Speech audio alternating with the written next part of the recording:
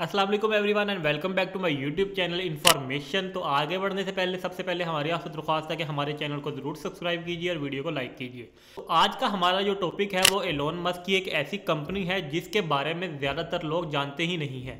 Elon Musk जो कि $400 billion की नेटवर्थ को क्रॉस करने वाले पहले दुनिया के इंसान हैं। इनको हम ज़्यादातर इनकी कंपनी टेस्ला, स्पेसएक्स या फिर स्टारलिंक की वजह से जानते हैं। लेकिन क्या आप जानते हैं कि उनकी एक ऐसी कंपनी भी है जिसकी नेटवर्थ $5 बिलियन से ज़्यादा है, लेकिन आज तक हमने उसका नाम भी बहुत कम सुना होगा। दरअसल बात कुछ यूँ है कि ट्रैफिक का निज़ाम हमारे अर्बन एरियाज़ के अंदर, शहरों के अंदर बहुत ही ज़्यादा परेशानी का बायस बनता है बाज़-औक़ात। दरअसल जिसकी वजह से हमें ट्रैफिक कंजेशन या फिर बहुत से दूसरे मामलात को देखने में मिलता है जिसमें बहुत ज़्यादा वक्त ज़ाया हो जाता है। तो इसी तरह लॉस एंजल्स के अंदर एक ग्रिड लॉक से फ्रस्ट्रेटेड होकर एलोन मस्क ने एक ऐसी कंपनी बनाई जो कि सड़कों को बनाती है लेकिन टनल्स की सूरत में।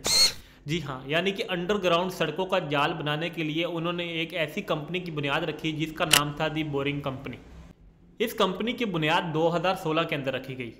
इस बोरिंग कंपनी का मकसद शहरों के अंदर एक ऐसा नेटवर्क, एक ऐसा टनल का जाल बिछाना है जो कि हमारी कम्युनिकेशन या फिर ट्रैवलिंग को ज़्यादा सेफ, ज़्यादा तेज़ और ज़्यादा टाइम के बचत वाला बना सके और हमारे रोज़मर्रा के कामों के अंदर आने वाली ट्रैफिक की वजह से मुश्किलात को कम से कम किया जा सके। इस तरह के मिशन को कंप्लीट करने के लिए कंपनी स्पेशल टाइप्स के इलेक्ट्रिक व्हीकल्स या फिर बोरिंग के कई तरह की टेक्नोलॉजीज़ को डेवलप करती है जिससे वो अपने आने वाले मकसद को अचीव कर सके। आज के दिन ये कंपनी कई तरह के प्रोजेक्ट्स के ऊपर काम कर रही है, जैसा कि लॉस वेगस के अंदर 1.7 माइल लंबी एक ऐसी टनल बनानी है जो कि कई तरह के हॉल्स या फिर कन्वेंशनल सेंटर को कनेक्ट करती है।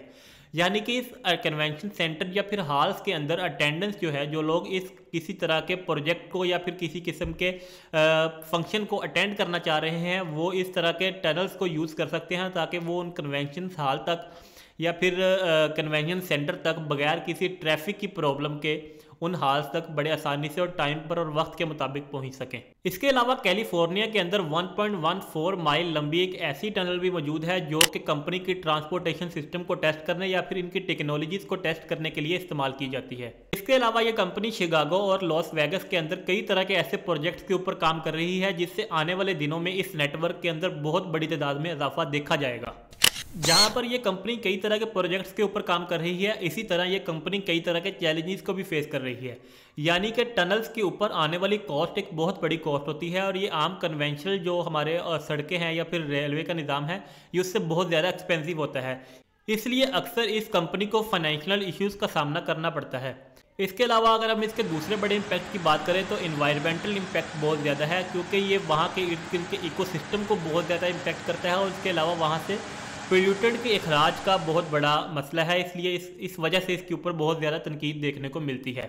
एंड थर्ड एंड लास्ट जो इसके बहुत ज़्यादा कंसर्न है वो ये है कि जो अक्सर लोग ये शिकायत करते हैं कि हमारे साथ से, हमारे घर के करीब से या फिर हमारे ऑफिस के करीब से ये टनल गुजरती है, जिसकी वजह से हमें शोर का या फिर उसके अलावा बात करें तो वाइब्रेशंस वगैरह का बहुत ज़्यादा इशू देखने को मिलता है।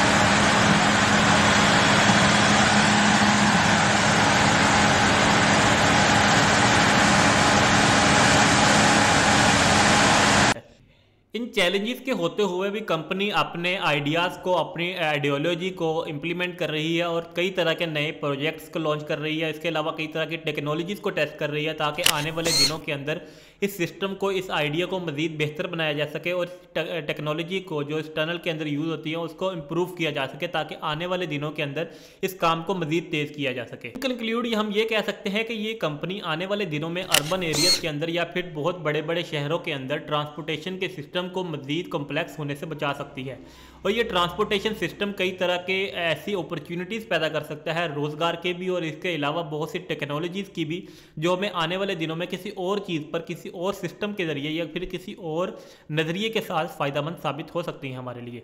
तो अगर आपको हमारी आज की ये वीडियो पसंद आई तो इस वीडियो को लाइक कीजिए और चैनल को सब्सक्राइब कीजिएगा। Thank you so much.